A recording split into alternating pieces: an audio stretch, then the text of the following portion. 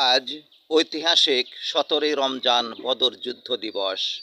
এই বদর যুদ্ধে সামান্য কিছু সংখ্যক সাহাবাগণ রাসূল আকরাম সাল্লাল্লাহু আলাইহি সাল্লামের নেতৃত্বে যুদ্ধ করে বড় বাহিনী, ফিরাউন বাহিনী, কাফের বাহিনী, নমরুদ বাহিনী, মুনাফিক বাহিনীদের বিরুদ্ধে যুদ্ধ করে আজকের আমাদের জন্য এই ইসলাম বিজয় দান করেছে।